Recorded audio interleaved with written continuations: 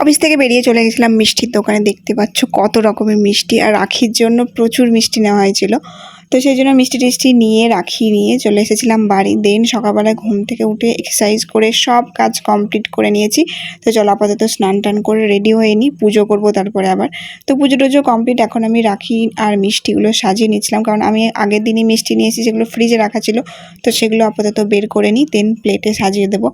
আর ভাইয়ের জন্য আমি অনেক রকমের মিষ্টি এনেছিলাম, তো সবগুলোই সাজিয়েছি। আর দেখো ভাই আজকাল মিষ্টি খুব একটা খায় না, বেশ কিন্তু মিষ্টি খেতে খুব ভালোবাসে।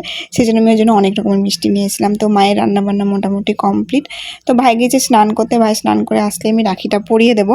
তো চলো আপাতত রাখি পরিয়ে দেওয়ার পালা। আর মা না আজকে ভিডিও করে দিচ্ছিল, তো ভাই বলছে বেশি মিষ্টি খাওয়াস না, তো ওর জন্য একটুখানি মিষ্টি খাইয়ে দিলাম। আর ও আমাকে একটুখানি মিষ্টি খাইয়ে দিল। আমিও মিষ্টি খেতে খুব একটা পছন্দ করি না, আর যেহেতু মা ক্যামেরা করছিল তো মাকে একটু মিষ্টি খাইয়ে দিলাম।